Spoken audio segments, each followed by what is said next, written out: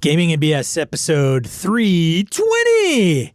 Coming to you Monday, November 30th, 2020.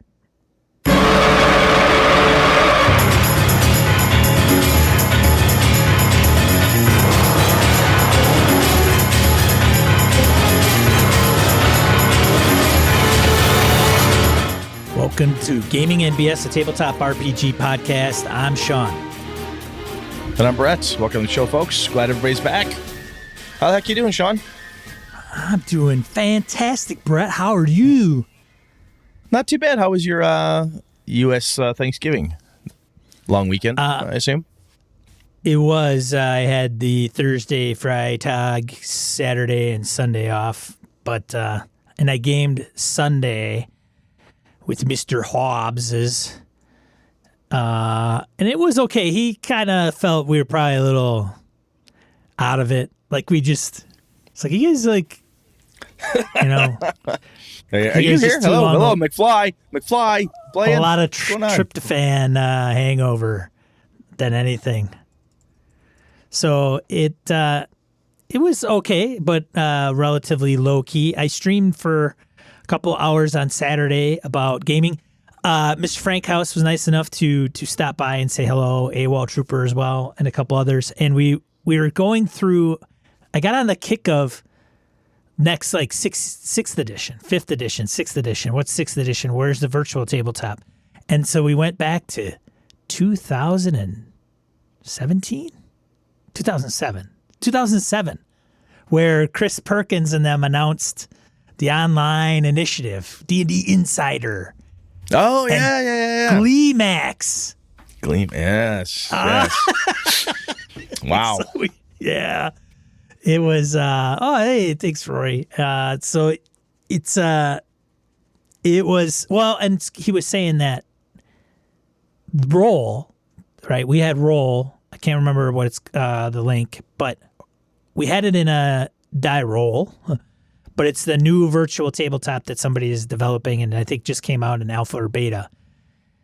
And so Eric was talking about how great it is, whatever. And I said, okay, great. You know, each teach their own. And we were going through, he's like, check out their video. And so we were going through the video, watching the features of it, and you can create your own character sheets in it. And it's very geared towards independently published small press type games, because you could just create your own sheet, you know, whatever. But I thought to myself, you know, why? And then they were big on matchmaking, like find your next game, right? And I was just kind of going through that saying, hey, like the character sheet thing, cool, neat, but that's way too much work. I don't want to do that. You want to create your own character sheet? But now, Brett? So when I get ready to do playtesting with the PIP system for Avalon, yeah, I would. That'd be awesome. You know, because I don't think I can find a PIP system character sheet on Roll20 or anywhere else. So I'm like, okay, that could be cool. You know, if you could do some customization or whatever, it could be fun. But you have to like to do that stuff, right? You got to like it. It was very cool. Feature rich. Feature rich. But do you want those features? But, you know, I think sometimes, you know, people are trying to solve a huge, like a problem. And Is this a solution looking for a problem? Well, that's one question. And then the other is, how much do you want to solve all the problems? We've talked about this before, right? Is that sometimes it's like an answer to a question no one asked. And other times, you're like, I want to solve everything for everybody all the time. Whoa, easy there, big guy. Back it down. So, yeah. So it was good. It was fun. It was just that's kicking the gaming can around, and that was it. I ran my first edition Greyhawk game last week Tuesday. Yeah, that was a blast. Everybody's having fun. My buddy Zabe, who is struggling a little bit with the no skill charts because he's a Rollmaster guy. I've talked about that before, and he's like, man, I really, at the end of it, a couple of them leveled up because the experience points, the way it worked. Lenny's fighter got to 2nd level. Okay, cool. And Zabe said before we left, he goes, you know, I really like the simplicity. I really like it. And I'm like, huh. I said, well, there's some complex pieces, whatever. He goes, no, there's something kind of cool about the fact that we don't have to. It's more descriptive, and we do this stuff. I'm like, oh my God, just like you listen to my show. He was saying, I like these things, which is a lot of fun. And I'm really, the part of it for me is, I said this before, was the nostalgia piece of, hey, and because we're playing online, I do a quick search for the old school Monster Manual monster look images, right? So when they fight something, they go, whack, that's an ogre. And some of the guys are like, what the fuck is that? What? I should know what that is. But the ogre image from first edition is essentially drastically different in many ways from other stuff. So that's been a lot of fun. They got a bunch of, I shouldn't say a bunch, but they got some cool magic items. They got to meet Mordenkainen, so that was cool. They had a good time there. That's awesome, man. We're going to talk about AD&D a little bit in a random encounter, as some people had commented, and I found their comments interesting. It was more towards them versus Brett, but and I don't even know if it's really AD&D, but there's some people that had mentioned about old school gaming and their game group, and we'll expose them a little bit. The other thing I got to say is a lot of fun is pulling out monsters that I've never used or haven't used in a very long time. I love doing this in general. So a spectator, you know what a spectator is? A spectator, no. So it's like a beholder, has a big mouth underneath it, a central eye, and then 4 eye stalks above. They're summoned from, I believe, Pandemonium, then they serve for 101 years or whatever it is. And they guard something. So they encounter one and like, oh my God, it's some fucked up beholder. And Lenny's like, I ever shoot an arrow? And it goes, hang. And it just, because it can speak to you in your mind. It has initiative. It says, basically, look, I'm almost done with my service. I'm paraphrasing. If you just fuck off out of here, I won't kill you all. Don't touch this thing. The rest of this is just happenstance treasure that I have, but don't touch this gem. Huh, okay. So they got a bunch of loot. They got a bunch of loot that way by playing smart and trusting the creature, oddly enough. And then, they also found out something about Vecna, and so that was cool too. It was a damn good game, man. Sometimes I think about being the game master, where with everything that I put down on paper or in prep, in my digital notepad, whatever, and none of it is hostile. Inherently, it is not hostile. Just to have that, just put it down. Whatever monsters. That's one of my monsters. We've talked about this before. None of it is hostile. No, I love doing it at the beginning, ever, and then just seeing how quick it turns hostile because players make it. Somebody's a dumbass that throws a dagger at it. Right. Or insults it or whatever. I love doing that. You encounter giants, and the first thing a giant does is he comes out, throws a boulder near you, thumps his club down, and screams, "Food or die." All right. I've done that before for like AJ's buddies when they were younger. And we got to fight the giants. And AJ's like, no, we just got to feed it. Give it food. Well, yeah, but we got to fight it. And AJ's like, no, the quest is over here. Screw this, essentially, right? So they feed the giant. And the giant's like, okay, cool, thank you. And he toddles off. And then eventually the giant kind of tracks them and follows them because he's like, hey, these guys are an easy meal. And they feed me and don't fight. So they would like go out, kill a deer or something. Then the giant would come up. Can I have some? Sure. So at the big fight at the end, the giant comes out and goes, oh, don't hurt my friends. And starts wailing on the bad guy for him. It was just, again, it's a monster, but how you playing it? It was that was so much fun when that happened. That's fun shit. I love that. All right. Let's see. Enough about that. Let's see here. So if you haven't entered your email, you should do that. GamingBS.com/explore-Eberron. Drawing on December 14th, you say? 2020? Yeah, December 14th, we're giving away of Exploring Eberron. If you have your voice, if you have an email if you have submitted your email in the past to our email list, you are automatically entered to win. Congratulations. And then if you aren't, then go ahead and do that. I can assure you, the last time we sent out an email was like probably a year ago. Yeah, so we get a thorn in our foot every once in a while. Like, we haven't emailed people. When it's like, hey, how you doing? Want to take a survey? And then we just walk away. Right. It's just to make sure something happens with the show, or somebody goes, we haven't heard from you in a while. We'll send out an email because I'm not a big fan of Facebook anymore, and Twitter is kind of, not everybody's on Twitter or Discord. And it's like Patreon and everything else, but everybody somewhere has an email. Right. If you're listening to us, you probably have an email. You need it for everything else. So at least it's a way we can reach out to you and say something has occurred or there's a change or something. Not that we plan anything to change or accents or anything horrible, but all right. So anyway, it's a PDF copy, Exploring Eberron, and we've got we'll probably give maybe 2, maybe 3 copies away. And then the last one, the Age of Rebellion, the call for Rebels to join the Alliance is out. It's out on the forums. It's out to patrons. I think we've got at least 15 people interested. nice. That's just people that have responded on the forums that might have come from Patreon. I know there's some from Patreon that haven't come over to the forums yet because we're going to use that to muster. But yeah, I don't think it's going to be a problem finding 4 people to play once a week, once every 2 weeks. So Eric Frankhouse had volunteered to maybe run a game or 2. So if there's game masters that are interested in running some Age of Rebellion, I will be more than happy to say, hey, that would be great. I'm going to got to get some house rules together so everybody knows kind of like, what can I make and how do I make it? Yep. Like, do I go by the book or Put the bumpers up so everybody knows what they're banging off of. Yep. Yeah. So that'll be coming. That's on my to-do list. And then how it's going to flow. Like, how do I play? Where do I find the game to play? And all. So I will hash all that out. And so people can sign up for certain adventures and some will run twice.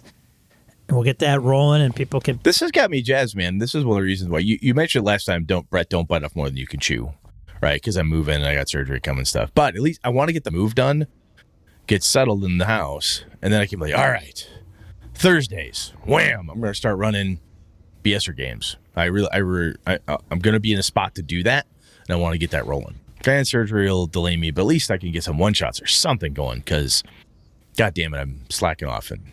You're making me look bad. I got to get in there. We've got 5 players for Alice is missing, and we're going to do that. And then I'll probably run it again because I know there's a couple of people that couldn't make it, or we put out a poll, got some people to say yeah, and then we got some availability squared away. And so a couple of people were like, hey, am I still in this or not? So we've got 5, but people's schedules change all the time. So it's, I want to offer that out too. So that'll be fun. I think you're better off playing the second game because we'll probably know what the hell we're doing. It's kind of like the second game. Like the first game of Mothership. Second game of Mothership, I got this. Don't install the new OS for a couple months. And then once it's clear, you're good to go. Yeah, don't buy the first year Ford. That's just a fact. But it'll be fun. Cool. Yeah, that's it. Sweet, man. All right, let's random encounter. We got a bunch of good ones. Random encounter, a segment in the show where we field emails, voicemails, comments for social media. You start. I will start. Matt Bonehoff, this one's he emailed us and he says, story time.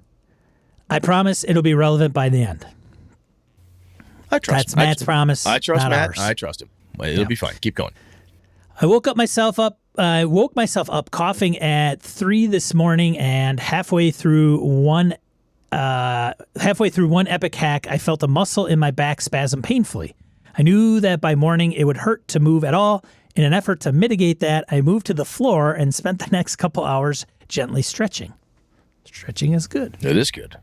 Fortunately, I had a fresh episode of Gaming and BS downloaded. I really appreciated you guys keeping me company as I ride around on the floor in the dark hours of the morning.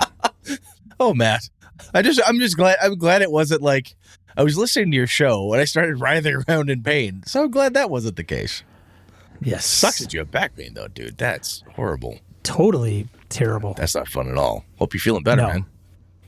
You know, speaking of like waking up bizarrely, Sean, I woke up, this total aside, I woke up at 5 a.m. this morning, wide awake, like could not sleep. So I've been up since 5. I'm like, oh, neat. That's crazy. I'm like, is this like some weird I'm suddenly a morning person flip switch thing? Whatever. It's odd. I kind of feel a little sleepy now, but not that bad. Anyway, Matt, I hope you're feeling better, man. See, Gabe is up next. He comments on AD&D. I feel like I'm ineffective Joy. Is anyone running an OSR game, or, as in Sean's belated case, a downtoned 5e, whose players are not saying this? Edit. But seriously, I'm glad things are going well with you, with First D, and you, Brett. Old School is probably my favorite mode in which to play, but I've been pretty glum about my 0e lately, because my group has faced some issues similar to what Sean has dealt with recently in his 5e. Brett's join in and enthusiasm for 1e has reinvigorated me, however. Well, thanks, Gabe. That's cool. Yeah, so this is a thread. Yeah. That I wanted to go through. It's a good thread. I read it. Yeah. Go, next. So Harrigan replied to Gabe specifically on AD&D and says, I think it takes players who aren't afraid to fail, who enjoy challenge and exploration more than just kicking ass in battle after battle, and who just kind of get the ethos of old school play. As much as I love big chunks of the OSR, I actually like it more now than when I was running it in the early 80s. There are loads of bits and that leave me cold. Many of the original systems and retro clones are laden, I think, with antiquated ideas and mechanics, at least for my tables. But as soon as we move into postmodern / neo-OSR systems like the Black Hack, Mork Borg, Forbidden Lands, Troika, Mothership, and the like, a whole gaggle of us get excited to play. We want the mood and the vibe without weapons that do different damage based on the size of the creature, per class, to hit tables, and half of the other things that have Brett excited in his AD&D game. Wink. Some of the modern systems slew pretty close to the original games, but directly address some of the things that bug players who are coming at the scene from a different headspace. Best example, the Black Hack, which I often espouse love for, is a mildly modified version of 3d6 roll down the line for character gen. That can result in some pretty awful stats, the kind that make some players think the PC is unplayable. Mm-hmm. I've heard this. But to be honest, has a sweet leveling mechanism that punches that problem in the face every level. Every level, you have a chance to increase every stat. It's really fun watching people go through that process and to watch the system to give those bumbling PCs a leg up. What's up with your OE game? Is it Swords and Wizardry White Box? So he's replying to Gabe kind of, well, hey, what's the deal? And so Gabe's, goes in, yes. He wraps it up. Oh, man, how we would love to run and build Swords and Wizardry from White Box. Our base actually is complete, and all game theory aside, and judging how my players like to do things, I think this is for the best. Listeners have heard about our games before. It's Swords and Wizardry Complete, so heavily modified that, referencing some in-game fiction. We now call it Bards and Battles. I've sat here on the couch now for about an hour composing multiple drafts, trying to explain our situation. Wow, dude, that's a lot of thought. I think our current game environment is so atypical and puzzling that I'll try instead to address it through a series of bullets. First up, my players' previous experience with D&D are only 2nd edition. In the case of one player, this is solely through video games. Whoa. My players have experienced no other tabletop RPGs with the exception of one player, if I remember rightly, playing a session or two of Fantasy Flight Games Star Wars. My players who want to play no other game than Bards and Battles. The group has been a casual home group in which I actually discontinued my original Swords and Wizardry game and migrated my players to a friend's 1E game so that I could run Conan 2D20 for others. As a result of the pandemic, one of those former players asked me to run, at that point, quote-unquote casual, D&D Online, to which I consented. Session 0 concerns. There was no Session 0. We began Bards and Battles as a casual beer and pretzels game. We started fresh with an utterly original homebrew world, my favorite mode of play, which may have led to some of Session 0 or lack thereof concerns. I told my players that they may detail, and thereby own in part, any area of our emerging world. The players later told me that they interpret this to mean that their PCs who originated from these areas were important to the emerging narrative, and hence entitled to a degree of plot armor. In my view, as the game developed, the players grew quite attached to their characters, so much so that they exhibited signs of turtling, as well as negotiating for character shields, that now threatens to upend the inherent tone of old school play. I began to feel like the referees, my gaming culture, was at odds with the players. In an attempt to reach a place of shared understanding, I reread Swords and Wizardry to highlight core assumptions of old school play and reinforce these principles to my players. I admit that my professional demeanor can be argumentative and aggressive, bordering on intellectual bullying, which probably resulted in a player walking away from the virtual table moment, much like the recent incident that occurred between Sean and Jeff. My group has made up, but I remain as uncertain as ever. I don't feel like I can get a read on my players' expectations. I feel like we have a fundamental gaming culture disparity. Theirs seems very informed by video games and consequently argues that tabletop gaming likewise should be a walkthrough, which can be true for modern RPGs, but is not at all how I want to run old school. In their culture, I still feel encounters should be balanced and beatable. All dungeon features should have a purpose. All side quests should be explored. The game world waits on players' actions. PC death, if there is any at all, should be heroic and meaningful. This is not how I want to run the old school mode of play. For this style, I would use a different system because Swords and Wizardry provides all the wrong tools, but my players don't want other tools. At the beginning of the year, I gave up Swords and Wizardry and what I'm beginning to think of as a casual passive gaming to run Conan 2D20 for specific people. I'm wondering if I will do so again, self-selecting in the pandemic age among other gamers on the internet.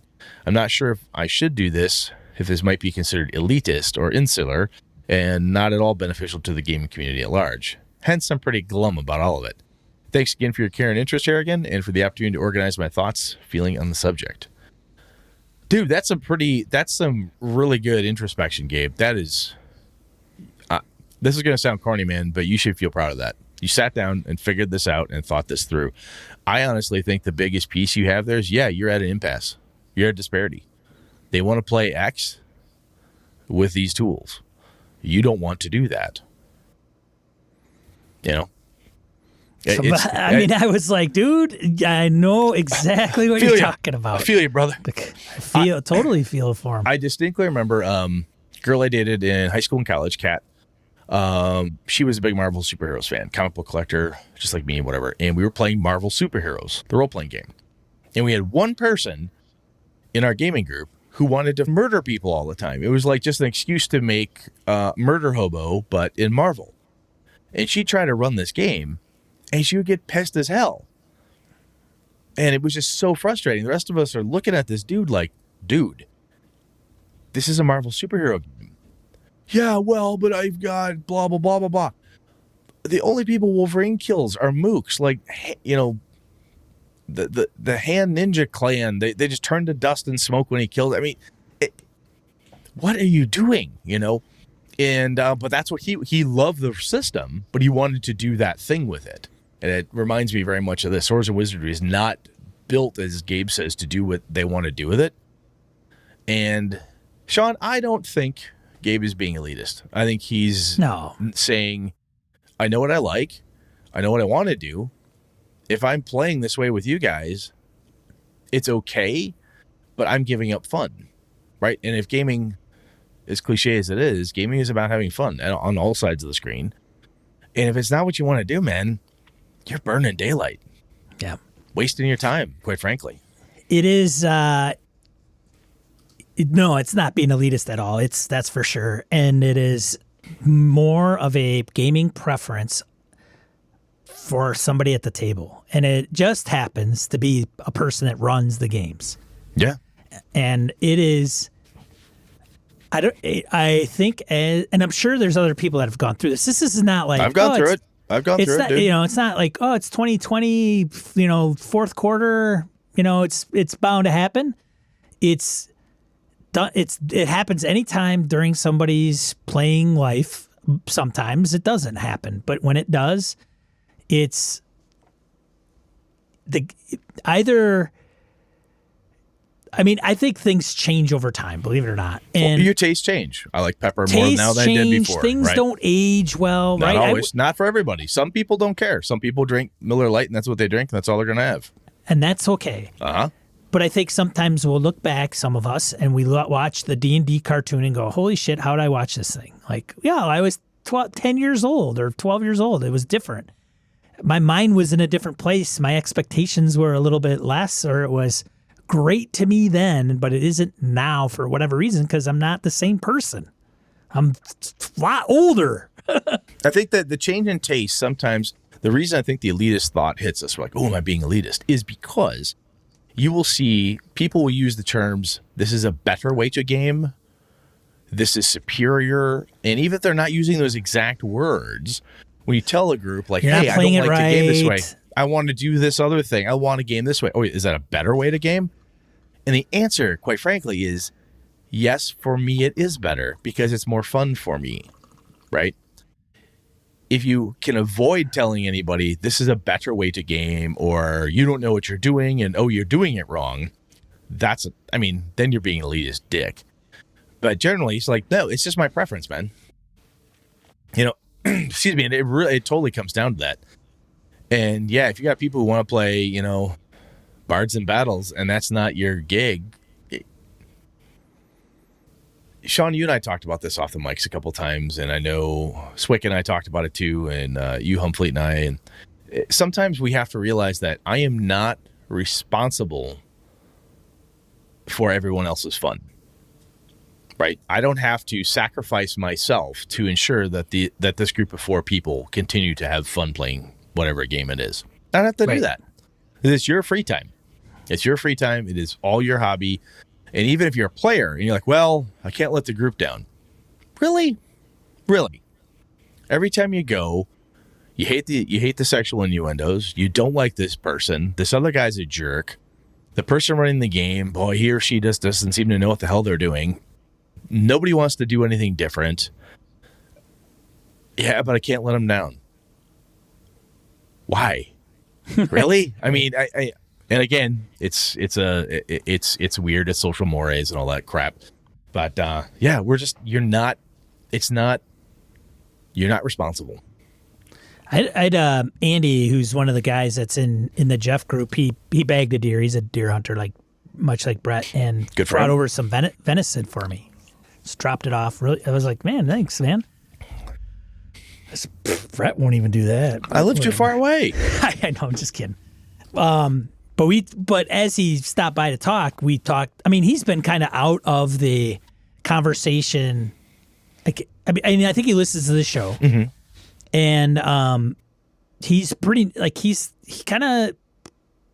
one of the rational ones of the group. I would say, not that anybody is irrational, but I talked about it to him, and I said, I talked to him about the conversation that I had with Jeff over the phone, and talked about some of the challenges of the group and the game and the Curse of Strahd scenario and everything. And, it was a good constructive piece because, and Andy hasn't been gaming with us for 10 years. He started a couple of years. He started with us in Tomb of Annihilation. Well, he's got an outsider. He has an outsider yet insider's perspective, right? Yeah. Where he doesn't have 20 years, 30 years of baggage, And so we kind of talked about some of the details. I mean, and this kind of vague talking right now because a lot of people won't know the context, but it was around just the GM doing a lot and prepping, and then somebody not appreciating something, and then how the expectations of the players, and a lot of this stuff I've regurgitated on the show, and so it was just an interesting conversation, and it goes back to what Gabe was referencing, and Kev's in the chat right now, Kev Thulu, and he took a break from gaming for a while. I think he's getting slowly hooked back into it because he's going to play Alice is Missing with us. And but for the longest time, man, he played with Brett's group for a long time. Yep. And then he played with me for a little bit, and kind of Brett and I a little bit. And then he just kind of went off and did Monster Hearts with a bunch of different people. He was in the Gauntlet community, which is huge. I brought that up with Frank House. I don't think it was Eric that I brought it up to. And he's like, I haven't heard about it. And it's with Rich and Jason Cordova, they got a huge community where if you sign up in their Patreon, they literally run 100 games a month. 100 games a month. That's crazy. And they do. But you can find these communities out there that are doing stuff you want. Right. Right. My point is that Kev probably played with many, many, many, many more people. Oh, yes, absolutely. He's still alive. He's still breathing. Nobody hunted him down, but maybe he's being stalked by some crazy person. But mostly me. Yeah, right. By Brett.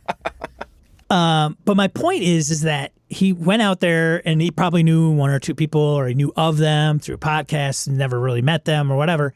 And he's just been running he had been running games like Monster Hearts like every week, couple times a week, with people that aren't like Brett's group or my group or any of that. And, he does it really well. And he's met other people through that he's like, hey, he knows Mike out on the West Coast. Mike's going to be running with us on Alice is Missing. Great. That's cool. Friend of yours, friend of mine. Great. So it's just my point of this whole synopsis is that there's communities out there, maybe even the BSer community, where you're going to find some people that are going to be fun to game with and some probably not so much. I don't think it's a uniform, like there's no silver bullet to a game group by any means. But there's a lot of things that have got to click. A lot of things have got to click. Yeah. Well, the more people you add, the more dynamics are changed and different. So, you play with two people. You kind of know what you're getting. You add 6 every time. And whatever like situation you're doing.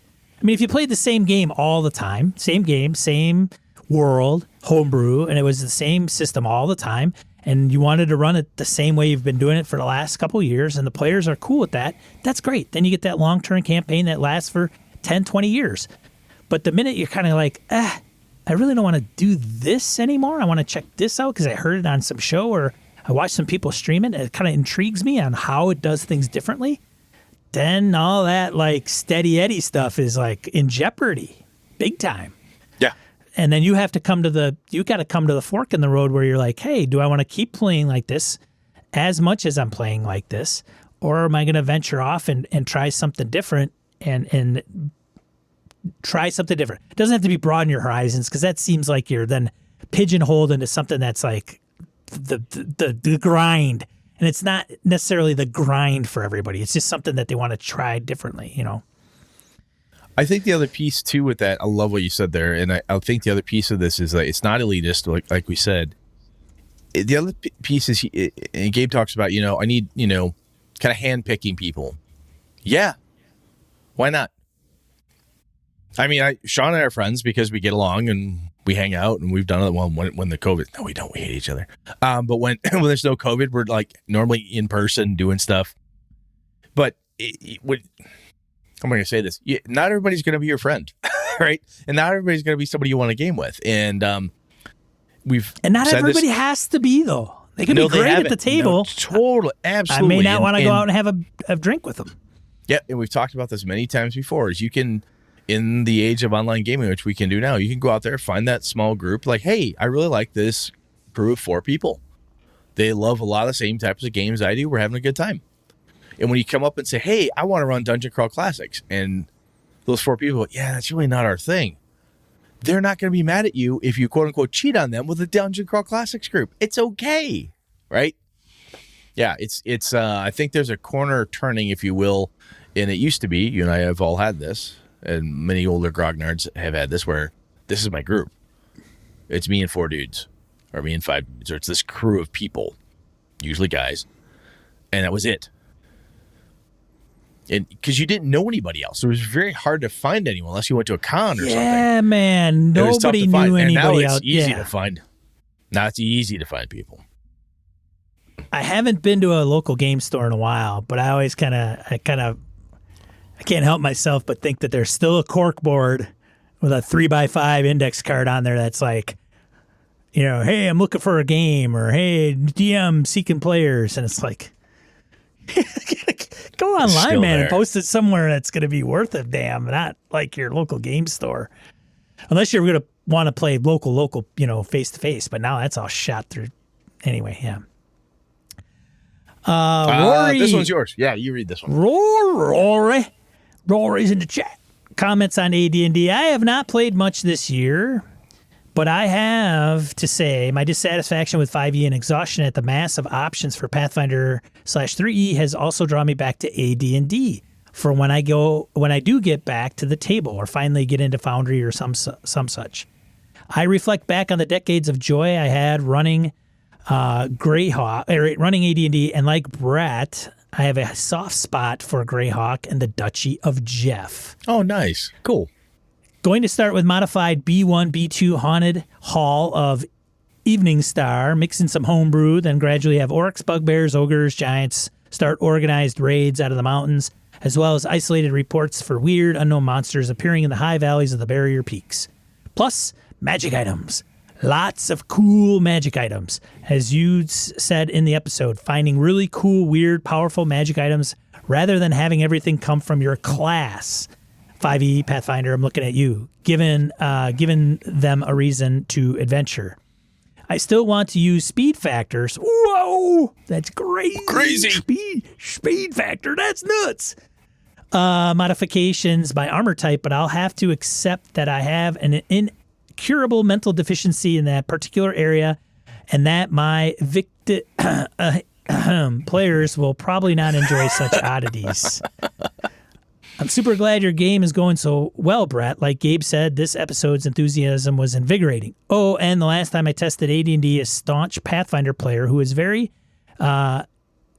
touchy about not having skills mentioned he wanted to draw a picture of a villain who had escaped so he could show it around town. I said, sure, go ahead. You would have studied calligraphy and likely some illustration back in your monastery. Roll me a d20 to see how good your likeliness is. Dude rolled a natural 20, so I said, quote, your monk is a natural artist. He can draw incredibly lifelike scenes, and his picture of the villain is perfect, end quote. Watching the light go on in his eyes as he realized he could just make this shit up at the table, and his character now had a cool new skill, made a huge difference. Smiley. Rory. Nice, Rory. One of the fun things my crew had was they found they're going through this little underground passage, and before they found the spectator, and they have to cross this water, and it's about knee deep. So like, okay, what do we do? How do I get across the water? Is it fast moving? Was it, So they're trying to figure it out because they're like first and second level. Like, okay, is there something in the water? So they get across. I love your player voice, mental thinking voice, bro. What do we do? Yeah. And so somebody says, I turn around and check the water. And everyone's like, oh, yeah, it's a good idea. Get that bullseye lantern over here. It's slow moving. So they look, they see a shiny this, a shiny that, and there's this bag. There's a sack. And it's obviously got something in it because it's kind of moving ever so slowly, but the water's not moving the sack. Like, ooh, cool. What's this? What's that? Finally, somebody dumps the sack out. It's a bag of holding. I don't tell them it's a bag of holding, but the effect of what it is, like, oh, I think I know what this is. Oh, I bet this is what it is. And it was until they were able to actually get it identified. And they're like a dagger of venom. They just had all this cool shit. And they're like, I think I know what it is. And then when they had the opportunity to go back to the wizard that they had met to get him to identify it for them, like, oh, thank God it's a bag of holding. Okay, good. We got to keep putting stuff back in it because they were a little nervous. It may have been a bag of devouring or something. So it was just. The gear is fun. They loved it because when the characters don't, at second level or third level thief or second level fighter, they don't have a shit ton more oomph to them than they did before. But now they've got a frost brand and a flame tongue blade and a couple other trinkets. So they're pretty happy. It's going well. All right. Thank you, Rory. My turn. Laramie on healing. I think this is a tricky subject in gaming, as quote-unquote realism tends to be counter to fun. One more random system to throw into the hat, it's from me. So you guessed it, Hackmaster. Laramie's Hackmaster guru. A wound is healed based on severity. For example, a 1 hit point wound takes 1 day. 2 hit point wound takes 2 days, becoming a 1 hit point wound. Then another to heal completely. 6 hit point wound, 21 days. 6 plus 5 plus 4 plus 3 plus 2 plus 1. Really puts a premium on magical healing and the traits that heal faster. The most important lesson, the best way to deal with damage is not to take any. Very nice, Laramie. I like it. I commented on this one on the forums. In 2021, I'm going to get a hold of it and read Hackmaster. I'm gonna get a hold of it and I'm gonna read it. I may not play it, but by God, I'm gonna read it because Laramie talks about it every time he writes in about it, and I see him at a con. He's like, "Oh, blah, blah." He tells me this cool shit. I'm like, "Man, I gotta take a look at that. I gotta take a look at it, even if it doesn't turn out to be like my thing. I'll get a PDF copy or something. I'll read it up." Anyway, You ready, man? Having said that, yeah, we should get to the main topic since Laramie has leaned into it.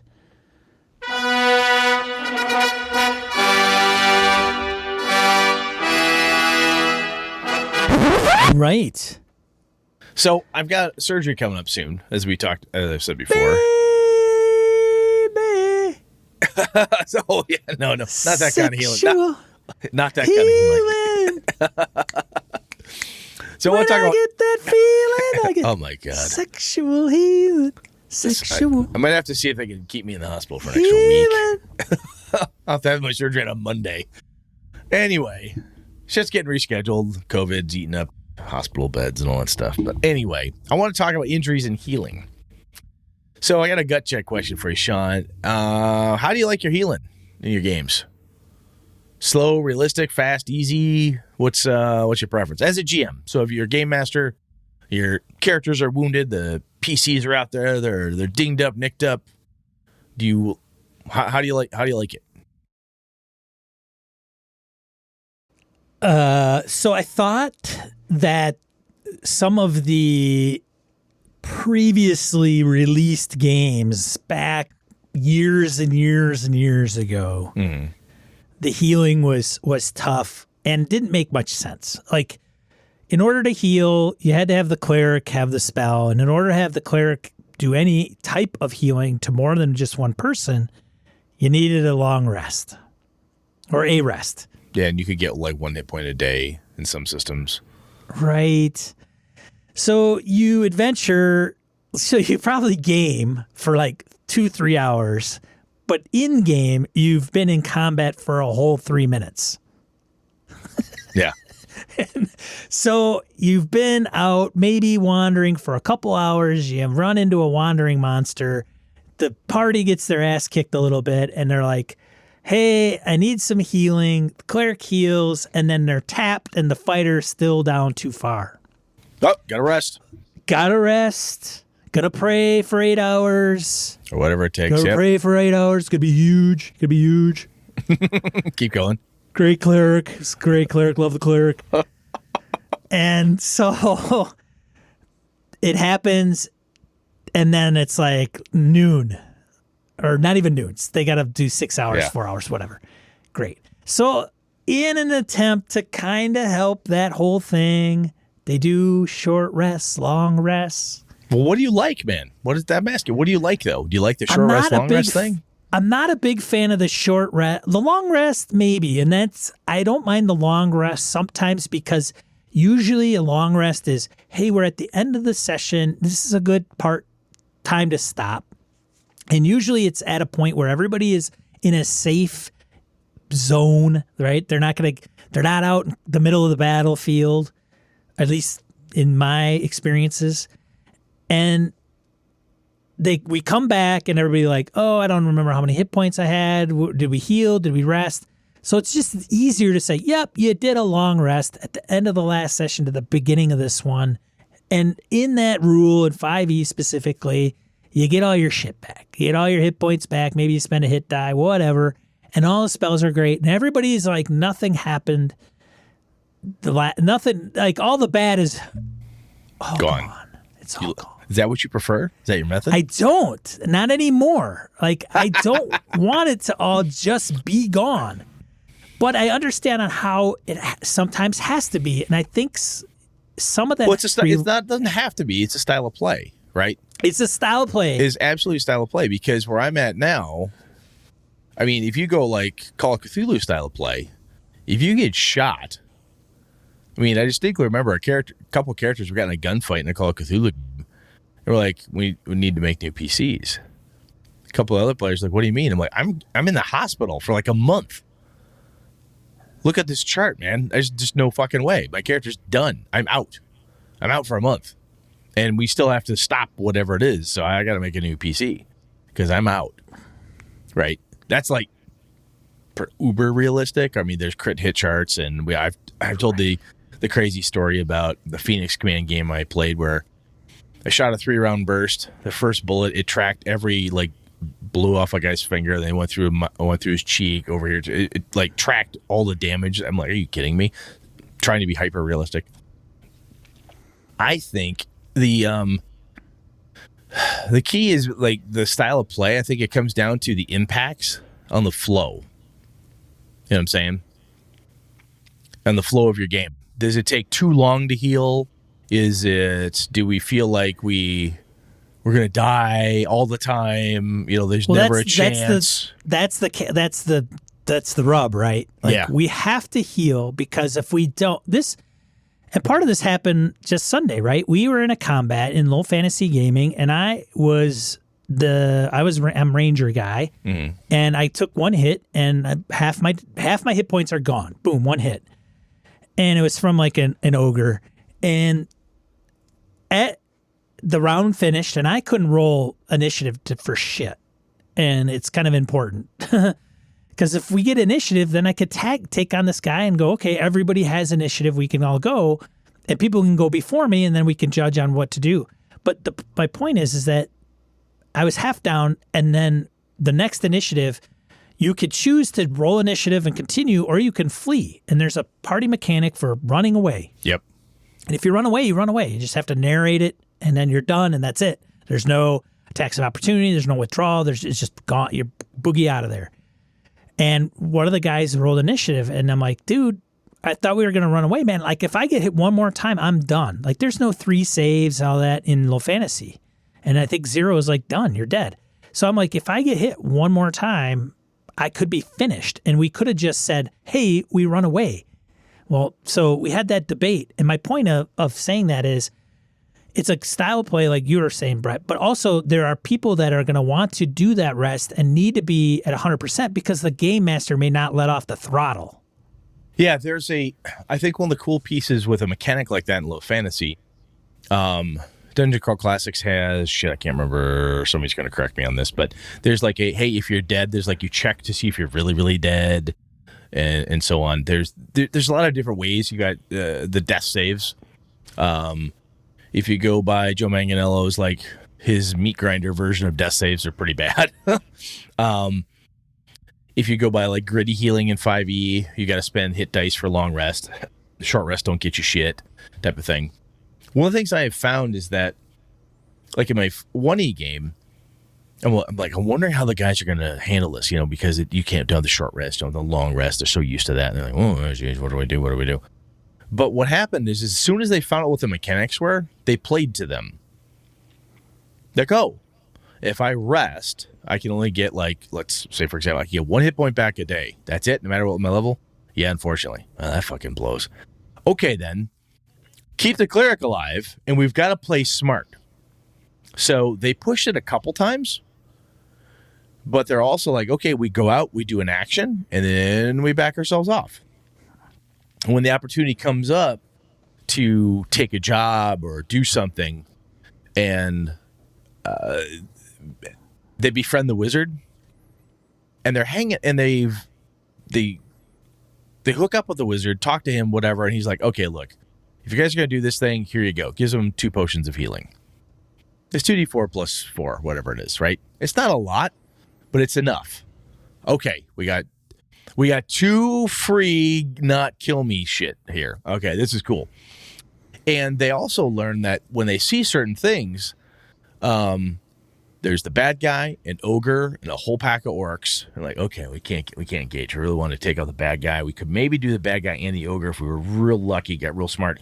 Well, the dwarven contingent that they partnered with comes in, smash. They engage the orcs. Like, okay, cool. The distraction is here. Now we can go. Then they start raining fire from on high, dropping boulders and shit. So they're playing as smart as they can. Like, I don't want to get fucking hit. Right? So I think one of the keys for me anyway is I personally don't like it to be uber realistic because it's so slow. And quite frankly, friends of mine who've been active duty military, who've been in firefights, tell me stories about a guy who gets, hit in the shoulder and the AK round goes out his right hip. He got hit in the left shoulder because that's just what happened. How you happen to be laying down. However, weird ass stuff happens. There's no such thing as a clean, he only hit me in the shoulder. You take a 9mm round through your shoulder and it goes out your shoulder blade. You may never use that arm again. Right? Well, and hit points are supposed to be abstract. Exactly. That's the thing, right? If you get to these abstract systems like that and you try to put too much reality on them, it kind of gets confusing. It's disjointed. It's really tough. And the fact That's why you got to play Star Wars. Star Wars would be really good. Yeah. Because you could get hit and you kind of fall down and go, ah. Get your hand cut off, man. You just replace it. Well, yeah, just replace. Yeah. Well, that's because it's cauterized instantly because the piping hot laser sword. Right. Hot off the oven. One of the things, though, that depending how you take your healing and how you want to deal with injuries, once the players know what it is, if it's really realistic or if it's like dangerous, let's say even D&D not so dangerous, or Dungeon Crawl Classics, it's you got 5 hit points, you take 4 points of damage. Well, I got 1 left. You're still as effective at 1 hit point as you are 5 because it's abstract. However, the need for the healer goes up in those games. So if you're playing that style, the need to have a cleric or somebody with who can heal, which goes back to the old thing we grognards recall as, hey, we need a cleric. Which one of you? Who wasn't the cleric last time? You're a walking Band-Aid this trip. Oh, fuck, I'll be the fucking cleric. Blah, blah, blah. Right? AJ, my son, loves being clerics, Dwarven clerics specifically, because he likes them that can kind of tank up. And even he's played Osric First Edition, he still likes Dwarven clerics because they're tough. They get to be dwarves and whack on stuff. And he likes the fact that clerics are needed and necessary. And if the cleric goes down, the party's like, fuck it! They back the cleric up and that's the flee button. If you knock the cleric down, that's the we all bail out of here. Anyway, that's kind of stuff I like, and I see that the impacts on the flow of the game. It's uber realistic. It can one gunshot changes the entire game potentially. If every combat you're running is incredibly realistic, and you guys get shot, well, he's down and he's out. His kneecap is blown off. He's not running. He's in shock. Okay, great. He's unconscious. That whole what you thought would be a fun little firefight isn't anymore. So it's the style of play plus what is it that you're trying to emulate. You've got to make sure those two things jive. And really understanding what's going to happen if you ratchet up the intensity of the injuries and how slow it is to heal. Because you say, wow, I really, death is on the line at all times. It could be just fucking right there on the edge. All right, cool. Yeah, but we want a lot of action, so bullets will be flying, da-da-da-da-da. Well, you can't be John McClane running across broken glass because you sever something, get hurt, you couldn't walk, you're done. Right? It doesn't work. It's incongruous with the reality that you're trying with some of this stuff. So I think that's where some games, if you try to take the using D&D as the example again, if you take the abstract concept and try to slap it in too much reality, it can get kind of wonky, So I think if you really want to have a realistic one, you need to take a different system, a different mechanical approach to it, because the impact of the game is just incongruous and it's just hard to deal with. Yeah, I don't think I would enjoy grit, like true grit. Zweihander might be on the border of that. Like it might be just too much to that one end. And I think you could still.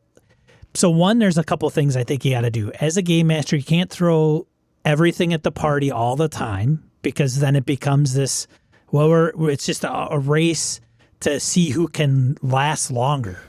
That's kind of where some of the old school adversarial GM, talk comes in. Like, you don't ever give us a chance to breathe, right? Even when the healing mechanics are so not in our favor, right? Yeah, keep going. Yeah. So, so you got to help them out in that regard. Give them a potion or two, throw them a bone. So that's one thing. And then doing it where it's like, well, I'm going to fight and then I'm going to rest because that's the deal. Like I have to. Like, okay, so how do you get around that? Figure that out. So I think there's a medium in there, happy medium. And one of the things I think Jared Rasher put in the chat too is, maybe it's conditions. Like maybe we don't play conditions hard enough.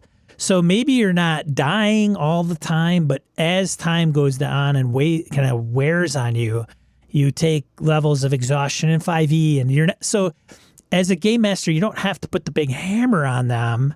Let them, flee. Maybe do something like, hey, you're thirsty, you're hungry, your movement's halved, whatever that is. versus imminent death.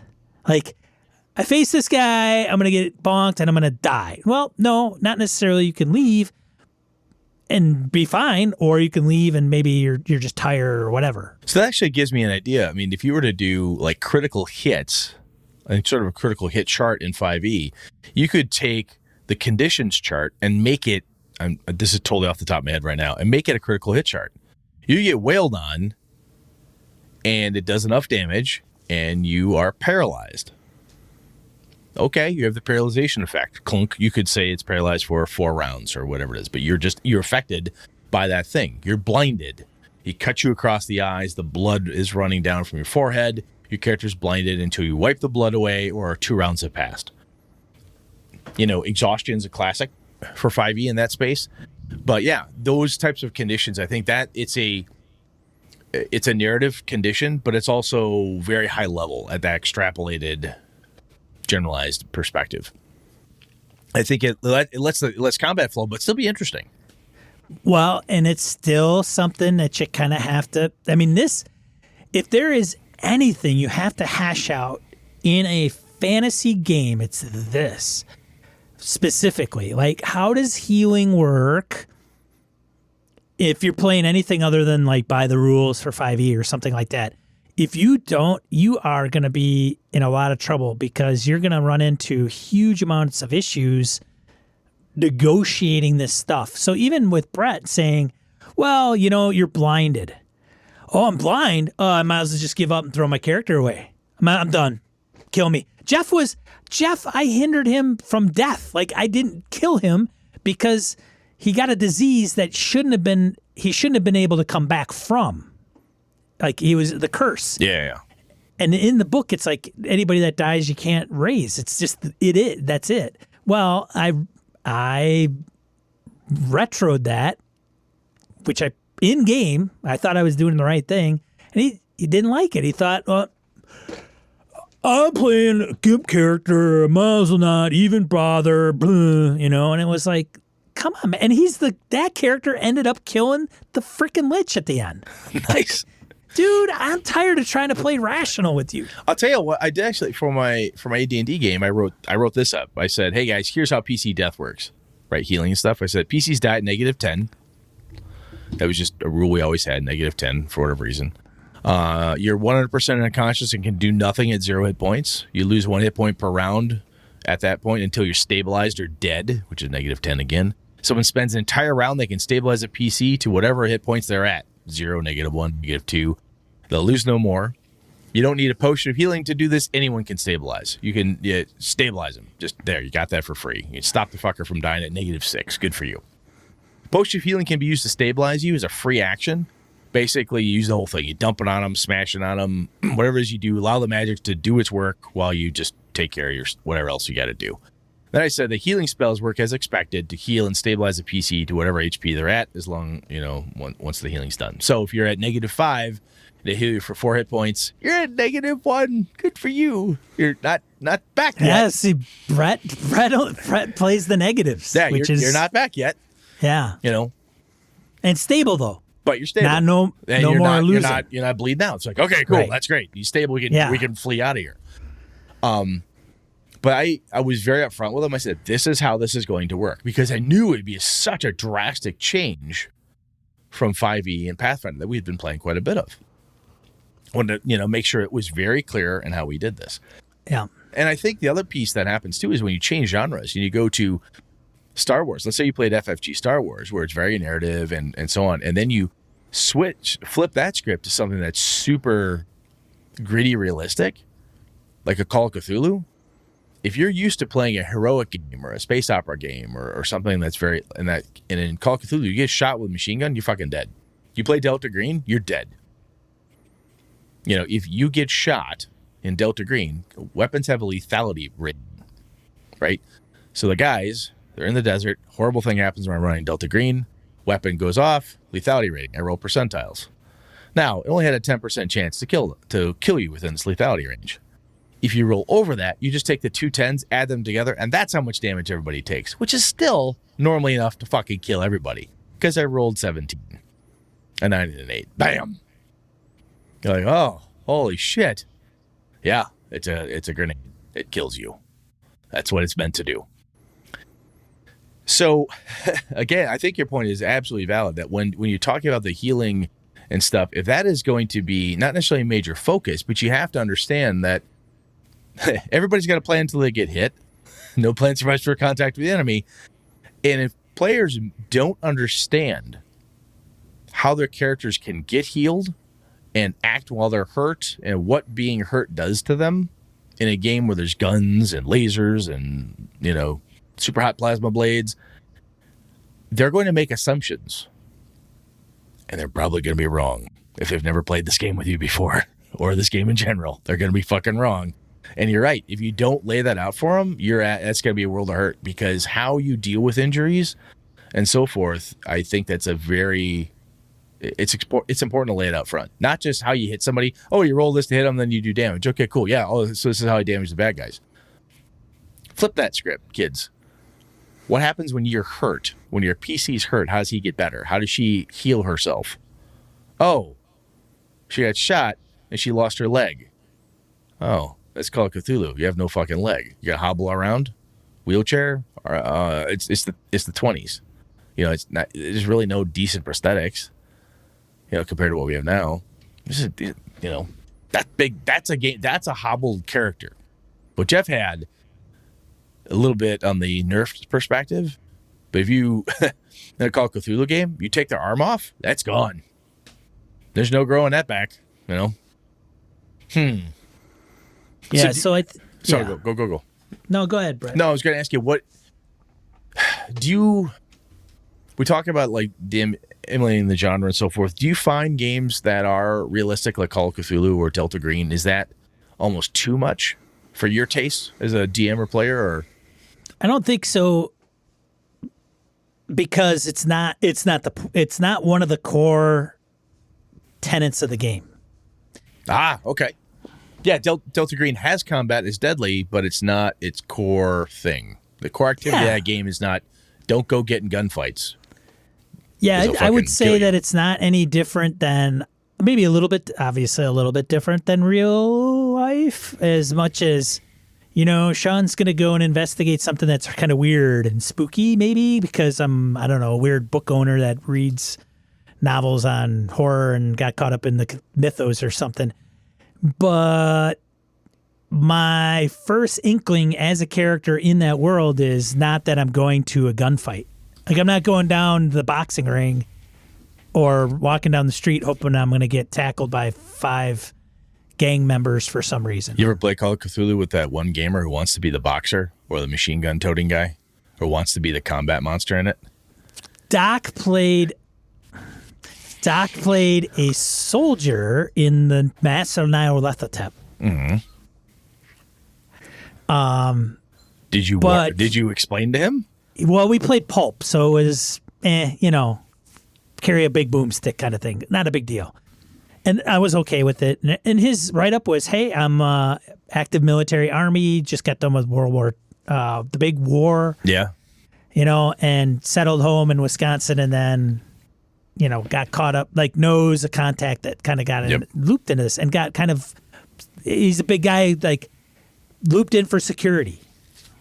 So he was kind of like the security role, right? If there any needed security, he would be that guy because he's got the military training. So he didn't have to, he had a shotgun, but there were times when he didn't have a shotgun. So it wasn't, he didn't play him as, I'm here to kick ass and take names. I think he felt that he could kick ass and take names if he needed to, which is kind of the way it went, right? I've played before where you get that one person who wants to be the combat monster. Like, this is not a combat monster game. And I think that's one of those times when you need to, I love your earlier point, is you need to explain it. And you need to look at that person and go, look, Doc, if you're making that character, you expect to be a combat monster and punch Cthulhu in the face. It's pulp, but you can't do that. Right? If you're playing very purist Call of Cthulhu, look, if you shoot the deep ones, they kind of don't care. They just kill you. Right. It really doesn't matter.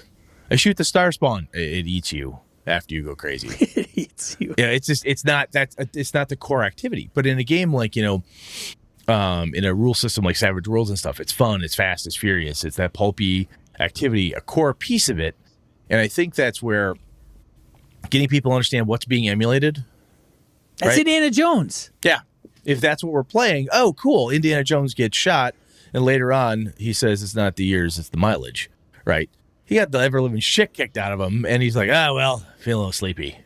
I mean, there was a part where, what's her name was, dabbing his wounds and stuff. Yeah.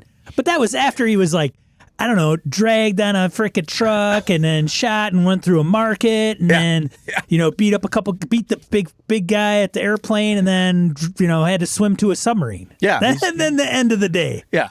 And then he's like, oh, I really need a beer. Jesus, I'm tired. Yeah. Yeah. But that, again, I think that's when the injuries and healing don't match, that's a problem. And the don't match comes on multiple levels. They don't match player expectations, right? They don't match the system expectations where you say, oh, I'm going to layer in Rollmaster level critical hits in my D&D 5e game. It really isn't quite geared towards that. It's not really built for that, kids. Some of that stuff can get wonky. And if you try to say, hey, I want to, again, with a player mismatch, the classic is like, hey, I want to be Delta Green. I've got guns all the time. I want to get in gunfights. Hey, you're going to die, dude. Because that's what happens when people get in gunfights. They get shot, Now, having said all this, I know I've been banging on 5e for a little while because of reasons. But I'm telling you, man, if I ran Eberron and it was pulp and it was high action and it's like, hey, you guys want to take a short rest and a long rest and recoup your stuff because you did this, and that, and I threw the kitchen sink at you, and it's been 2 hours, I'm fine with that. I don't care. Yeah, because you could turn that pressure knob all the way up to 11, man, because they could take it. It's Eberron, man. There's magic. Healing potions are the deal. It's like, hey, I need to... That magic is... Keith always said when he created the world was, if magic is kind of the thing... Then anybody could just have a light cantrip. Then let's just make it so that we can light lamps and they stay lit at night. So same with healing in Speaking Stones and Eberron. But that's Eberron. That's not the same as I want in Curse of Strahd. Yeah, which it's is still where, 5e. I just don't like the same. That's not what I want. I don't want people swinging around the forests of Barovia, taking on wolves like they're freaking, Night of the Living Dead. And some of that comes Shaun down of the Dead, whatever, man. I don't know. And I know somebody's saying, well, what you should do is run it with the system. And we talked about it like with Swords of Wizardry. Sure. Yeah, of course. You could always change the system. The other piece, though, I think this comes back to what Gabe was talking about earlier and what you've chatted about, and we were saying at the top of the show, is that is everybody here want to do this? Get it clear. I'm going to run this game this way. Oh, yeah, but that's not my version of D&D. Well, then this isn't a good game for you. Because I'm going to play. That's totally fine. Still love you. Just move on. I'll call you back when we're done with this adventure. So, yeah. Yeah. And for the record, Star Wars Age of Rebellion is not going to be, it's not going to be as gritty as I'm probably had maybe planned it to be. We're going to play it by the book. There's going to be med packs and stim packs and, critical hits. The critical hits chart can be pretty bad. That's one way you die. But see, there's ways to be gritty that don't. Wars. There's ways to be gritty that don't have anything to do with injuries. People have a tendency we take injuries and healing. Oh, that's gritty realism when you're down, you're beat the shit. So flip that script, kids, and you look at Star Wars now. Let's say how would Brett make Star Wars gritty? Now, I don't know the Star Wars universe nearly as well as you or shit, of course, like Wayne or anybody like that. But it's emotional. It's role-playing effects of the grittiness. You did a thing. You got in a fight, and in the brawl, the bad guys grab a kid. If you're into if that doesn't freak your players out, they hold a gun to his head. You give us what we want, or the kid gets it. Oh my god, that is like, well, that's dark. It's kind of gritty. Whatever. They still bounce back, but it's emotionally draining, right?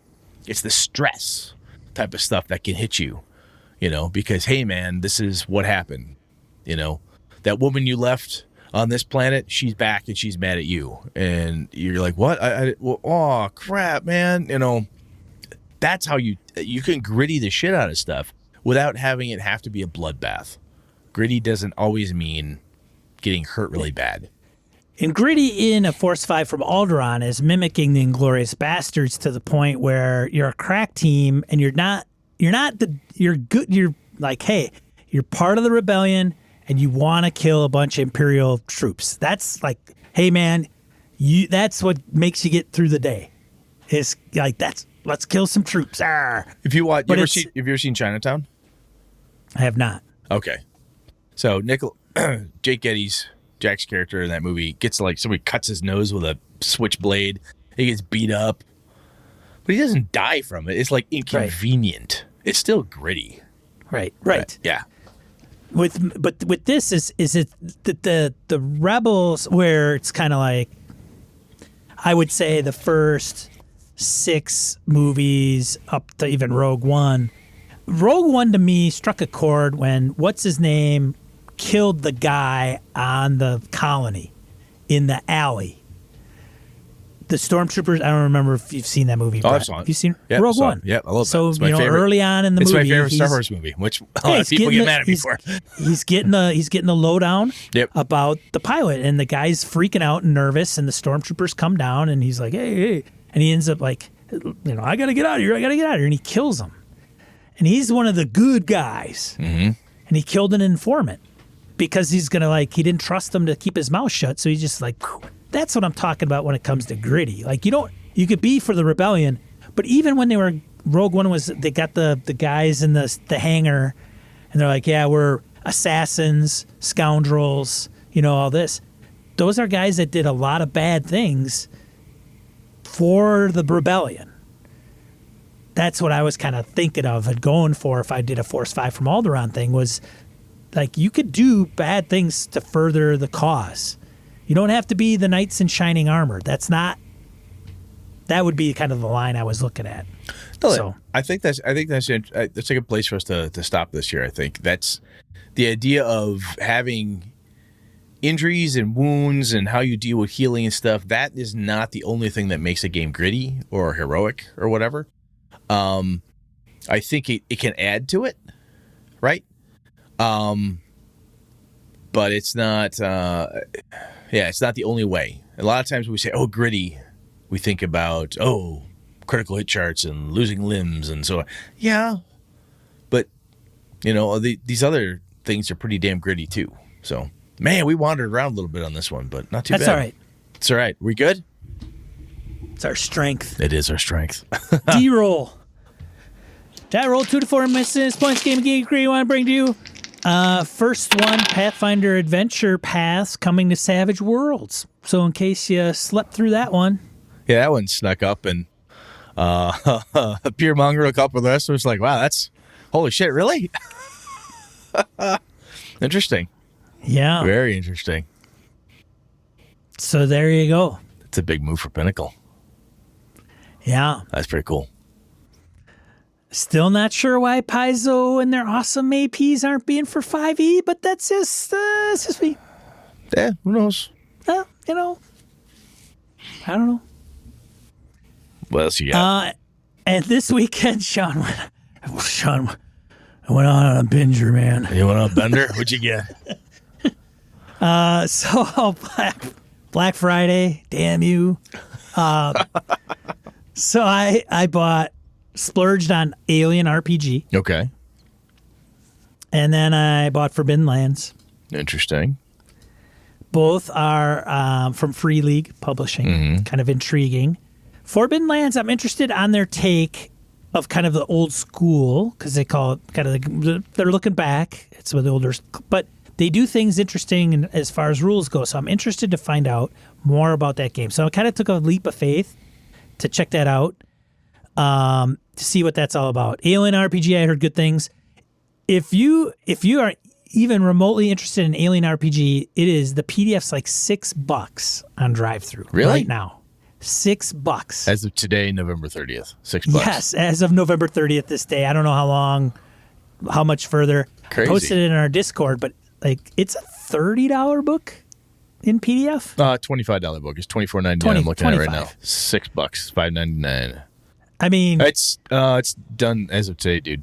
from now through November 30th. Ah, shit. Well, those live.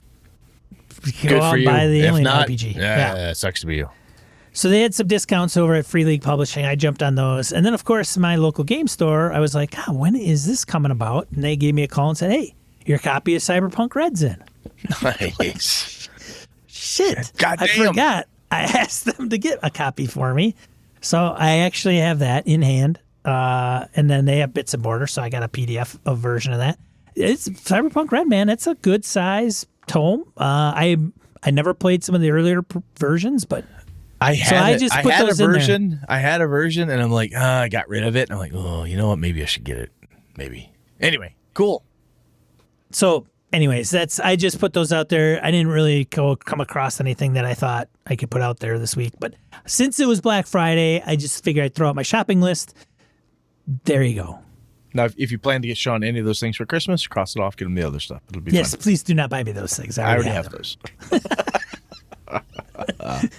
Brett, on the other hand, On the I other don't hand. think has any of them. No, I don't. That's okay. I got plenty to do. But other than that, I think that's all I have. Brett, Yeah.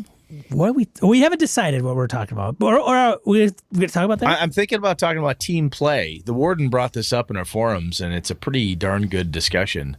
It's about mechanics and team play and stuff. So right now, that's the leading topic for next week. So Sean and I'll buzz through that really nice forum discussion and pull out some goodies in there. Whenever the word team is used, like team play, team, reminds me of the Untouchables. Remember that? Yeah. I When think so. Capone's walking around Yeah, the with table the with the baseball bat. And he caves the guy's head in. Team. Crack! Yeah. That's pretty brutal. It's like team, yeah. All right. So with that, thanks everybody that has tuned in live here on Twitch, Monday nights at 8 p.m. Central Time. If you would like to participate in the chat room, that would be greatly appreciated. If not, that's okay. If you see this on YouTube, give us a like and subscribe there. Otherwise, you can pick us up in your favorite podcatcher of choice where this is available in audio, where we edit some of the snafus of the video out, and it's just a smooth experience. Like butter. Like butter. Other than that, I'm your host, Sean. And I'm Brett. Good night and good game at all. This episode of Gaming and BS brought to you and produced by the following BSers.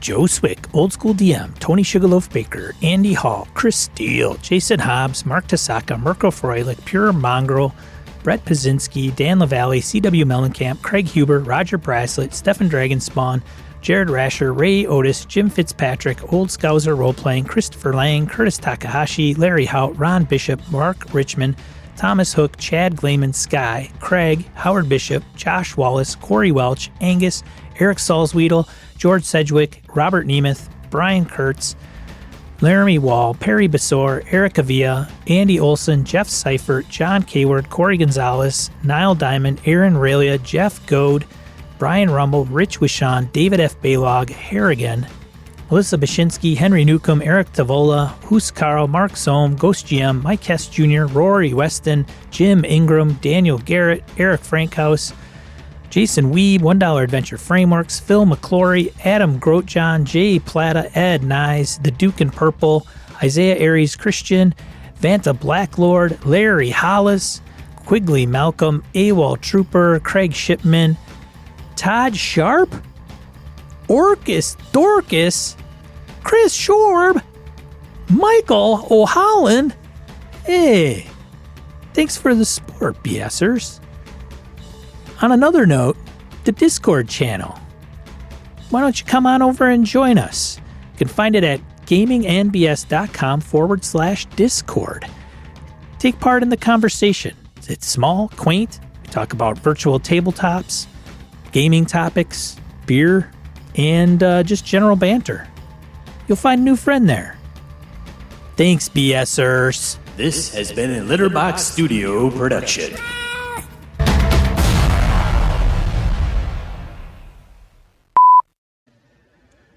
Welcome to Gaming and BS, a tabletop RPG podcast. I'm Sean.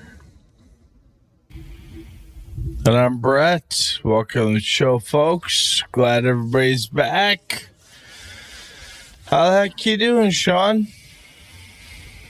I'm doing fantastic, Brett. How are you? Not too bad. How was your U.S. Thanksgiving? Long weekend, I assume. It was, I had the Thursday, Freitag, Saturday, and Sunday off. But, and I gamed Sunday with Mr. Hobbs's. And it was okay. He kind of felt we were probably a little out of it. Like we just, it's like he is like, Are you is here? just too Hello, long. McFly, a playing. lot of going on? tryptophan hangover.